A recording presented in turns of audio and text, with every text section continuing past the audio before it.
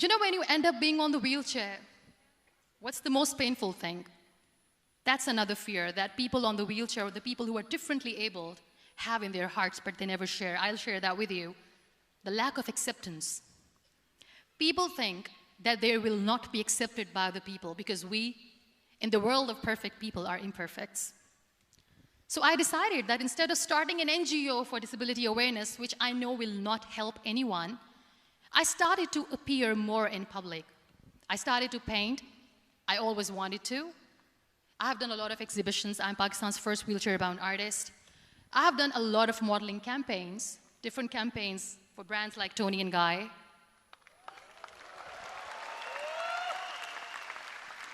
I have done some really funny, breaking the barriers kind of modeling. There was this one by the name Clown Town where I became a clown because I know that clowns have hearts too.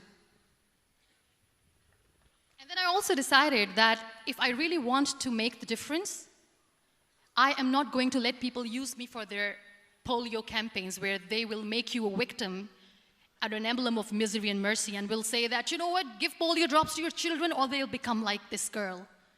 I decided that I'm going to join the national TV of Pakistan as an anchor person. And I've been doing a lot of shows for the last 3 years.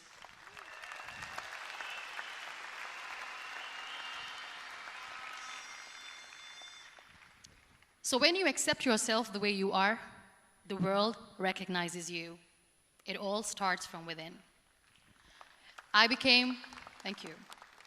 I became the National Goodwill Ambassador for UN Women Pakistan, and now I speak for the rights of women, children. We talk about inclusion, diversity, gender equality, which is a must. I was featured in BBC 100 Women for 2015. I'm one of the Forbes 30 under 30 for 2016. And it all didn't happen alone. You all are thriving in your careers. You have bigger dreams and aspirations in life. Always remember one thing. On the road to success, there is always we, not me. Do not think that you alone can achieve things. No. There is always another person who is standing behind you, maybe not coming on the forefront, but behind you, praying for you and supporting you. Never lose that person. Never.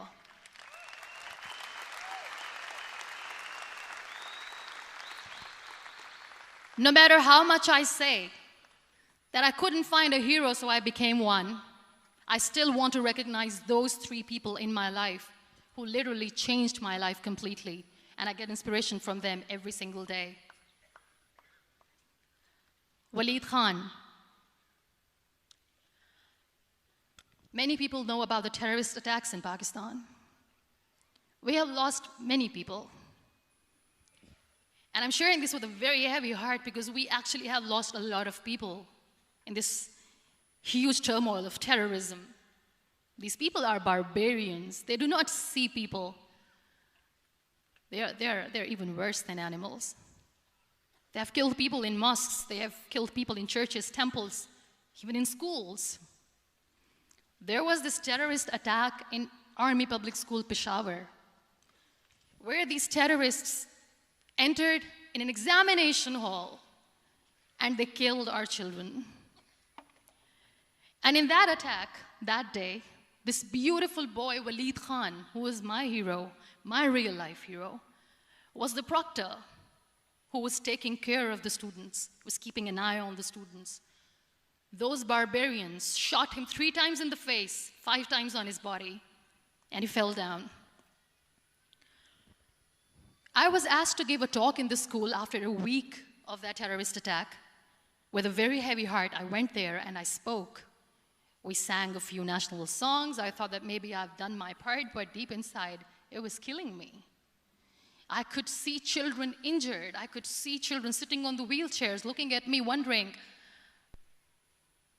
what next? What was our fault? Just because we were here to give examination, we have been shot. So many people, so many children lost their friends. Their classrooms were empty. The next day they went to the classroom. So this kid, Waleed Khan, I was asked that he is in a hospital right now and you have to go and see him. and motivate him and tell him that it's going to be okay. And when I saw Walid Khan coming on the wheelchair for the first time in front of me, face was all deformed. His leg was fractured, his arm was fractured. He couldn't talk, he lost his teeth. He cannot sneeze, he cannot smell. He cannot eat. And I kept thinking, what should I say? That everything is going to be all right? No, nothing is all right. And while I was juggling with the words, what to say, what not to say, this beautiful child, Walid Khan, came to me and he said, "Are you Muniba Mazari?" I said, "Yes." He said, "Baji, let's take a selfie."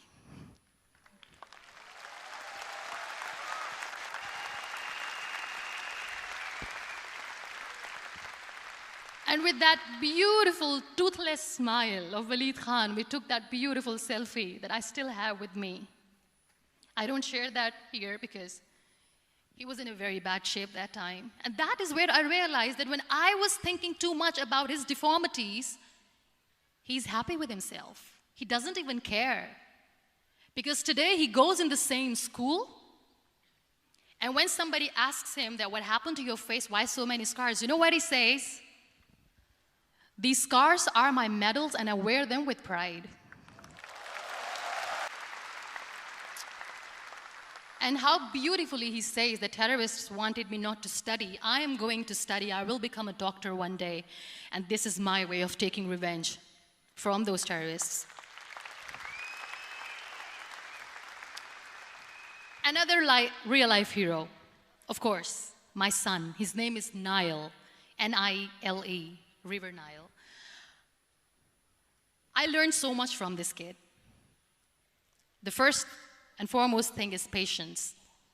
How to be patient when you know that your mother cannot walk, when you know that your mother is different from the other women, when you know that your mother cannot go out and play with you, how to stay calm. He loves football. And when we got the very first football, he was 4 years old. He was super excited. I still remember he came in the room and he said, "Mom, let's play football." And he kept the ball in my feet. And he said, "Let's kick it." And that day I felt disabled. I said, "I cannot kick the ball."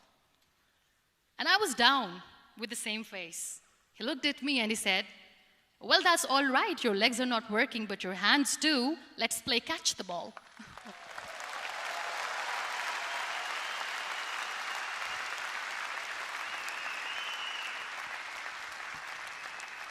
You know what? That day he made me realize that when you think your glass is half empty, come on, your glass is half full.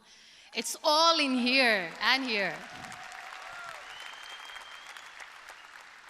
Last but not least, the woman who made me realize that heroes have no gender. The woman who believed in me even when I was completely at the verge of despair, where everybody left, she was there.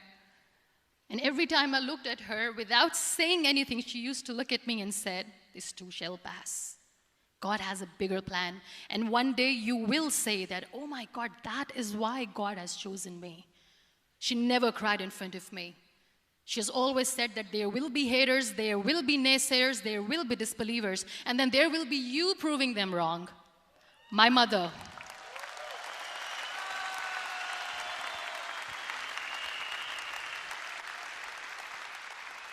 Whatever I am today, I'm nothing without her.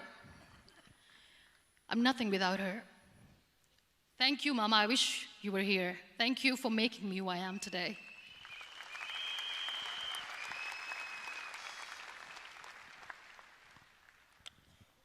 You know what? We human beings have a problem. Out of many problems, there is one more, and this is a self-created one. We always expect ease from life. We have this amazing fantasy about life. This is how things should work. This is my plan. It should go as per my plan. If that doesn't happen, we give up. So my dear friends, let me tell you one thing. I never wanted to be on the wheelchair. never thought of being on the wheelchair. I was always aspiring to do bigger things, but had no idea that for that I have to pay the price to be where I am today. It's a very heavy price. This life is a test and a trial, and tests are trials are never supposed to be easy. So when you are expecting ease from life, and life gives you lemons, then you make the lemonade, and then do not blame life for that, because you were expecting ease from a trial. Trials make you a stronger, better person. Life is a trial, and with time you realize that.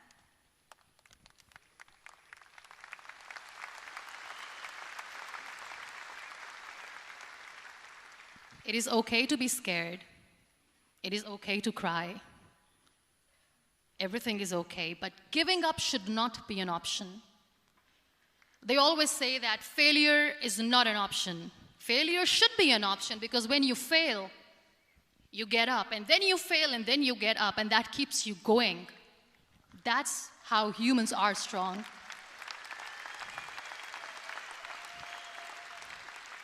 Failure is an option, should be an option, but giving up is not. Never. We have this thing in minds. We call it perfection. We want everything perfect.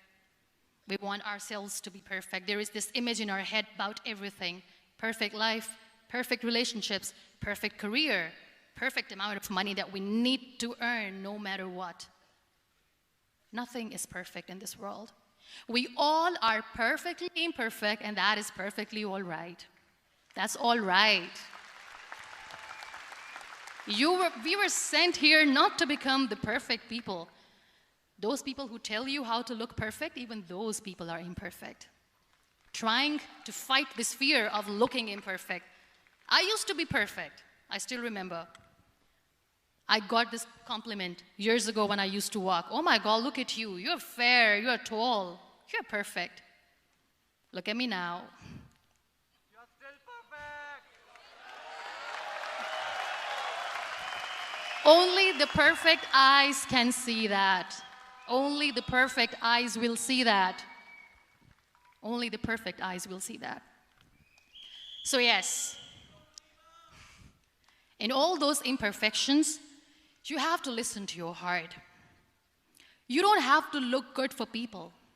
You don't have to be perfect just because other people want you to be perfect. If your soul is perfect from within, that's all right. This is all what you want. This is all what you need to be. Our society has made very weird kind of norms to look perfect and great. For men, it's different. For women, it's different. We think too much about what people say. We listen to ourselves too little. You know what makes you perfect? When you make someone smile. You know what makes you perfect? When you try to do something good for the people around you. You know what makes you perfect? When you feel someone's pain. And how beautiful pain is that it connects you with people. No other medium can connect you with others but pain. That's why I always say that I'm in pain, and that's a blessing in disguise for me. Today, just because I'm in pain and I'm on the wheelchair, I work for children. Being the head of CSR for a company, we conduct medical camps in far-flung areas of Pakistan where so many kids die because they don't have medical facilities. And I personally believe just because they cannot afford to live doesn't mean we'll let them die. So we give them money, we give them medical treatment, we try to heal their wounds, physical and emotional. And I also work for the beautiful people, we call them third gender, the transgender community of Pakistan. You know what connects me with them? All my imperfections. When I go and I hug them, they never judge me. And this very good friend of mine, her name is Bijli. Bijli means electricity. She calls herself electricity. And I said, are you electricity? She says, no, I'm lightning. I'm as strong as lightning. Because we have Because we have very bad power outage, so she doesn't want me to call her electricity. So she says, I am very strong. I'm thunder, I'm lightning. She came to me, and the first time I hugged her, she said, you are just like me. And I said, yes, I am like you. Because to people, we are so imperfect. So how beautiful these imperfections are, that because of these imperfections, you can connect with people. Then why are we all running after being perfect? What's the point?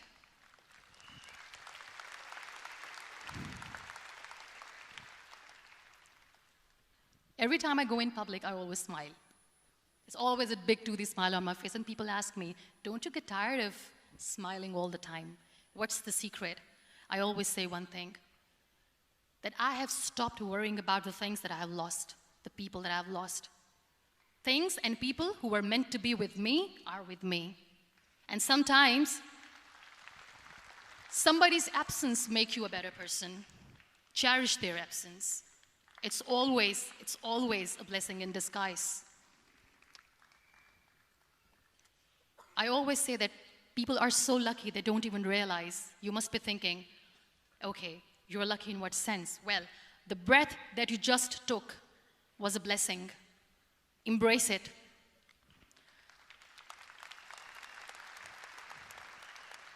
There are so many people in the world who are dreaming to live a life that you are living right now. You have no idea. Embrace each and every breath that you are taking. Celebrate your life. Live it. Don't die before your death. We all die.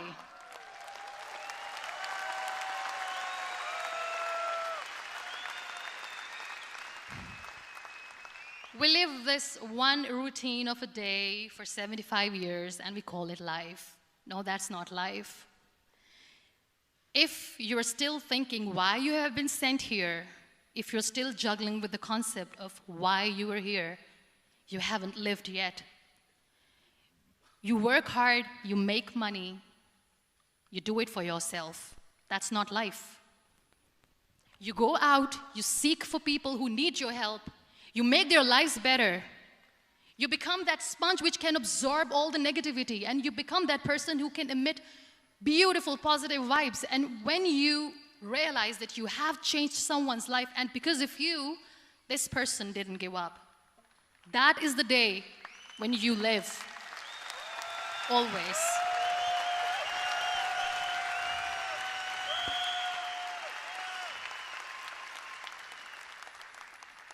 We were talking about gratitude, why I smile all the time.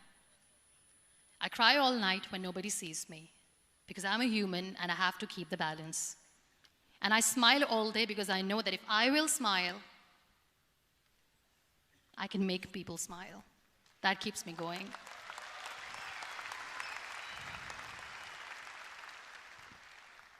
Be grateful for what you have, and you will always, always end up having more. But if you'll cry and if you'll crib for the little things that you don't have or the things that you have lost, you will never ever have enough. Sometimes we are too busy thinking about the things that we don't have that we forget to cherish the blessings that we have. I'm not saying that I'm not healthy and that makes me unlucky, but yes, it is hard. It is hard when I say that I cannot walk. It is hard to say when I wear this bag. It hurts. But I have to keep going, because never giving up is the way to live, always.